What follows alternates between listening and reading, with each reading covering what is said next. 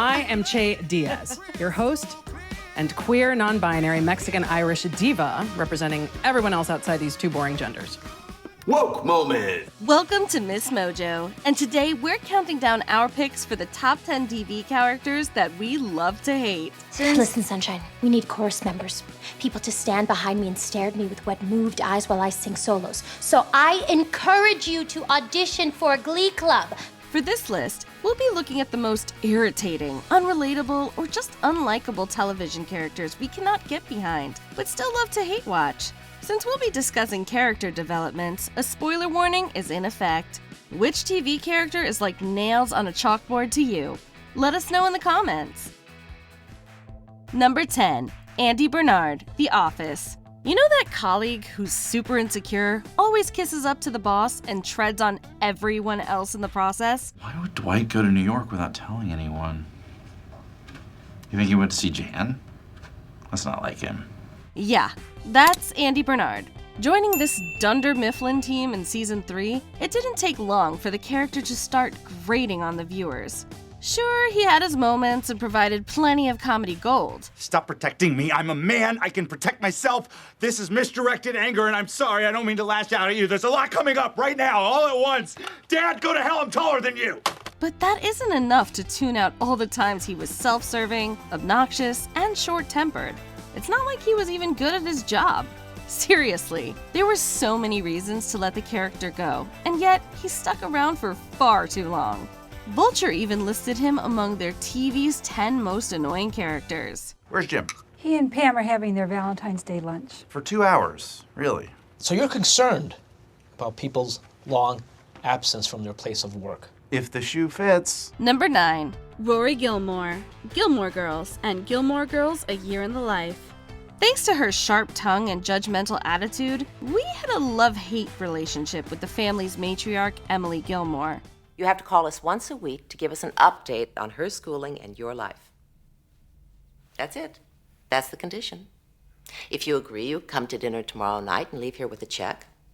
Otherwise, I'm sorry, we can't help you. And although her acerbic nature grew on us over time, we couldn't forgive how her granddaughter Rory got progressively more insufferable as the series progressed. You can't be one of those girls who blames the wife for forcing the husband to cheat. He wasn't cheating. He was cheating, Rory. He was cheating, and you were cheating with him. There's no other way to spin that, kid. I'm not spinning it, and I'm not a kid. I'm 19. At first, she's sweet, funny, and the kind person you'd want as a best friend.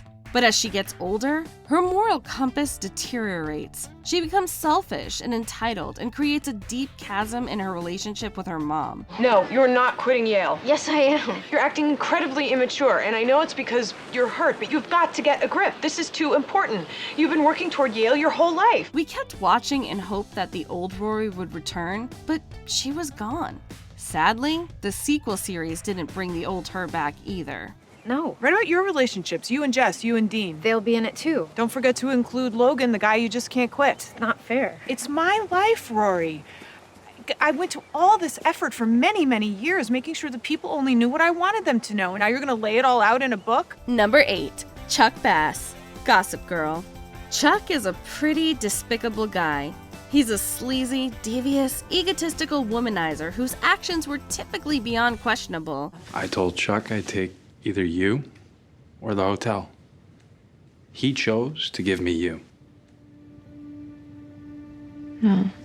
If he wasn't from such a privileged background, we might question how he didn't end up behind bars more often. But his self-assuredness and quick wit meant there was never a dull moment while he was on our screens.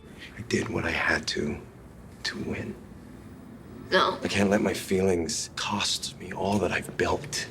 And we desperately wanted the Upper East Side's resident bad boy to get a redemption arc, and even rooted for him when we saw his softer sides shine through. I'm sorry. I didn't tell you I loved you when I knew I did.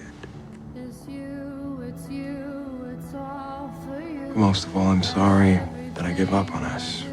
But whether it was through his steel ambition, volatile relationship with Blair, or scheming against his friends, he was often the devil.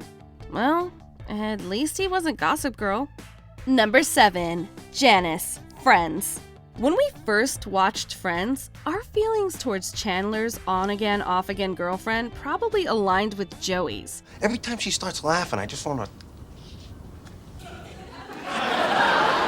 pull my arm off just so I have something to throw at her. That nails on a chalkboard voice is pretty hard to get past.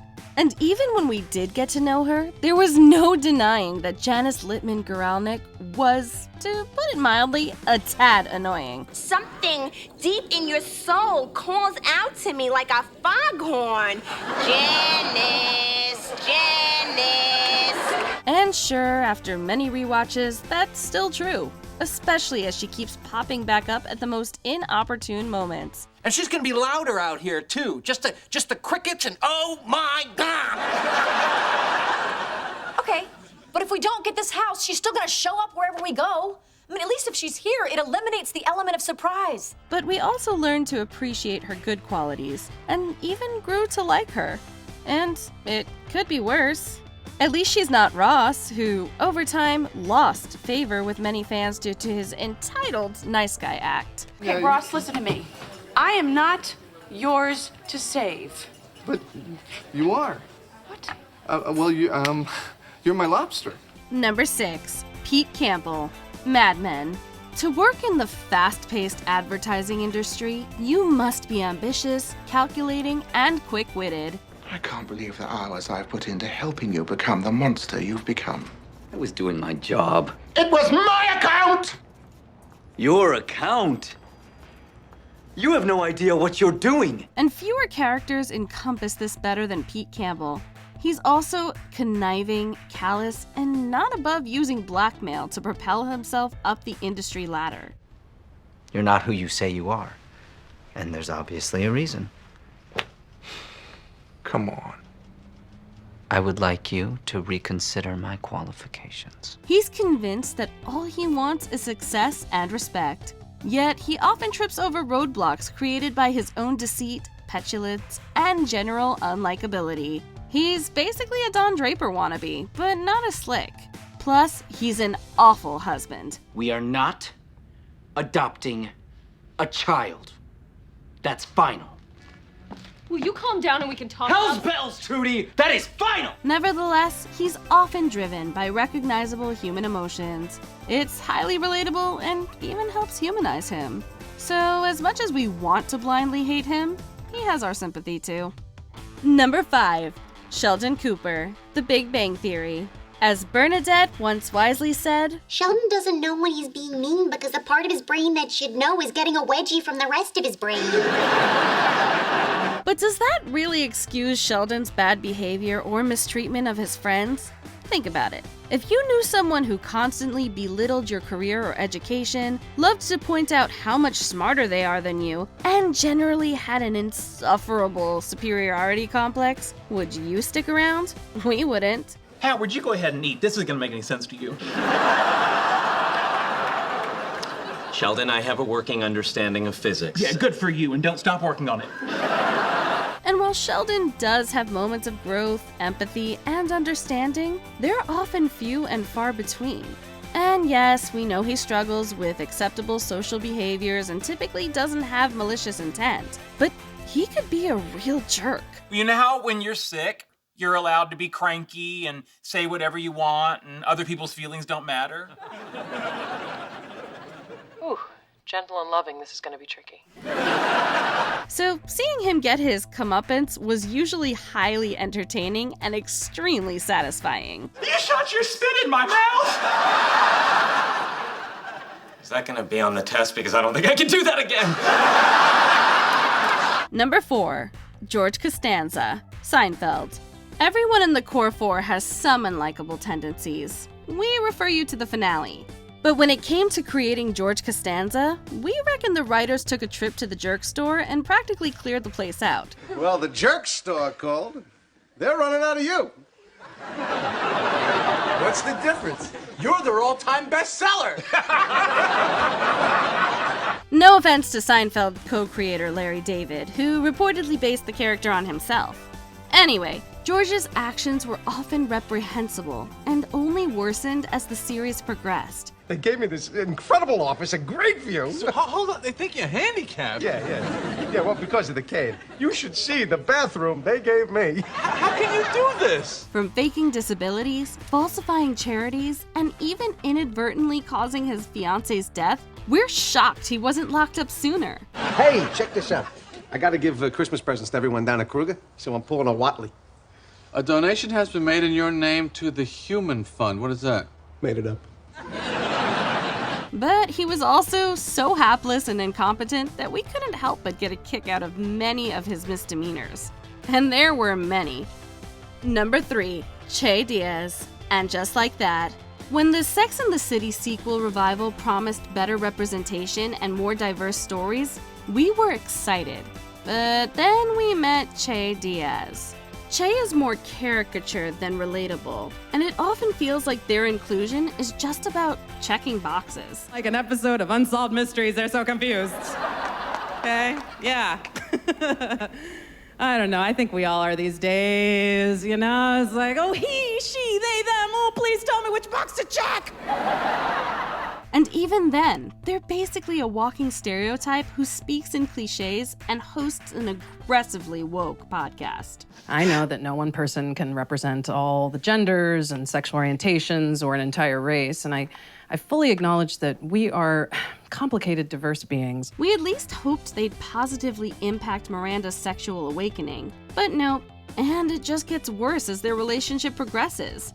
Sadly, Che doesn't do much for LGBTQIA+ or non-binary representation. The whole Che character was like a walking boomer joke that felt so fake to me. Just some phony, sanitized, performative, cheesy-ass dad joke. At this point, we just watch to see what excruciating thing they'll do or say next. Number 2, Rachel Berry, Glee. Actress Lea Michele said the movie Election and Gossip Girl's Blair Waldorf were among her inspirations for this character. But it's not just her mean girl streak that makes Rachel Berry so grating. Okay, I'm Broadway bound. Right, but if I'm gonna be your husband, shouldn't I have something to say about it too? Like, just seems like you don't care about my dreams. I care, of course I Right, care. Of course you care, as long as they don't interfere with Look, yours. I need to be in New York. We all remember that one kid in school who thought they were better than everyone else and believed that gave them the right to mistreat others, aka the Rachel Berrys. Selfish and entitled, she will happily sabotage those she feels threatened by. Justice for Sunshine. I didn't send her to an active crack house. Besides, how did you guys find out anyways? The Asian community is very tight. I just don't get it. You're better than this. No, she's an ambitious little freak who'll do anything to hold on to her power. She's basically a chaotic hot mess with a good voice and way too much ego. Honestly, the best moments are the ones where she's being put back in her place. If you ever pull something like this again, I will not only fire you, I will sue you back to the Stone Age for breach of contract. And you'll never be able to work on Broadway again. Before we unveil our top pick, here are a few honorable mentions. Jeremy Jam, Parks and Recreation.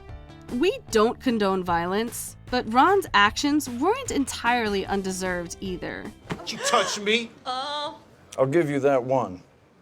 But if you do it again... Oh, if I do what again? What? Kick your ass? Is that what you like? You want me to just pound?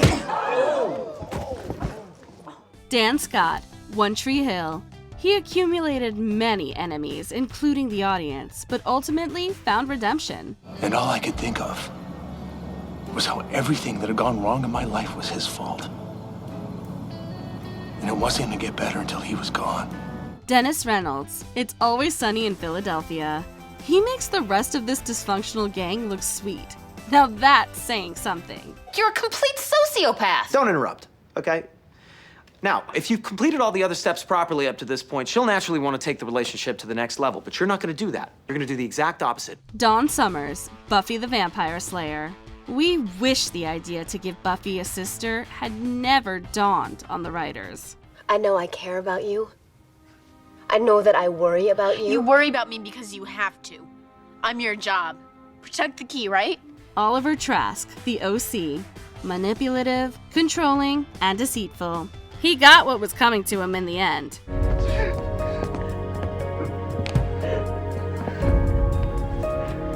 Before we continue, be sure to subscribe to our channel and ring the bell to get notified about our latest videos. You have the option to be notified for occasional videos or all of them. If you're on your phone, make sure you go into your settings and switch on notifications.